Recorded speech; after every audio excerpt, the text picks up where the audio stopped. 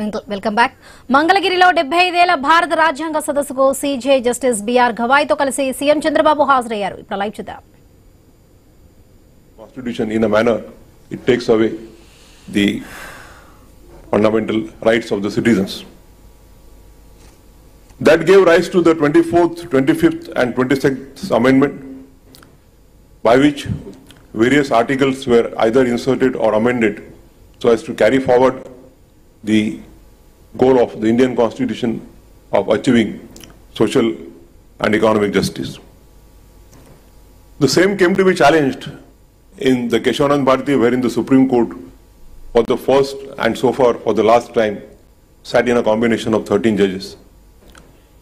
Insofar as the power to amend the Constitution is concerned, the court was virtually split by 6 to 6.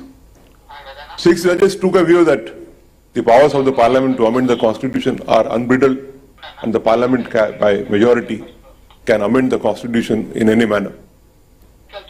However, the 6 judges took a view that the Parliament's power to amend the Constitution are restricted and it cannot amend the Constitution to take away the fundamental rights guaranteed to the citizen. It is only the view of Justice H.R. Khanna, partly accepted by 6 on one hand and partly accepted by 6 on the other hand, which is now the view in Keshavanand Bharati. Justice Khanna held that though the Parliament can amend the power even to take away the fundamental rights, it cannot amend the Constitution in a manner in which it takes away the basic structures of the Constitution. And therefore, the concept of basic future, as found in Sajjan Singh, which was amplified as basic structure in Keshavanand Bharati, is what is the law which holds the field.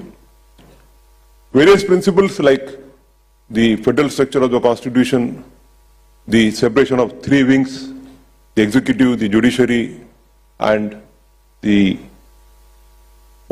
executive, judiciary, and the legislature, the independence of judiciary, the supremacy of the Constitution were held to be the basic structures, which were subsequently evolved in various judgments, including the one in S.R. Bommai.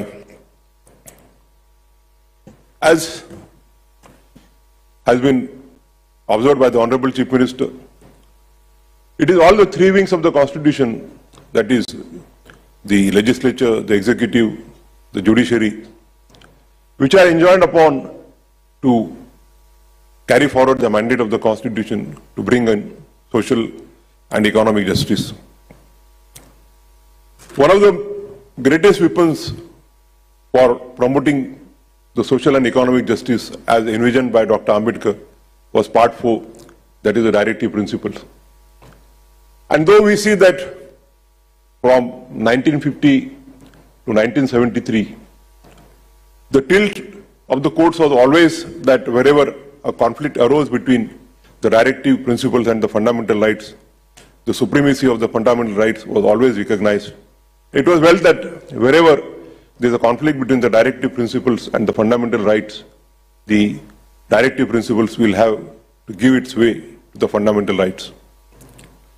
It is for the first time in Keshavanand Bharati that this conflict was resolved. Though the court was virtually split on the question of Parliament's power to amend the Constitution, it was unanimous to hold that the directive principles and fundamental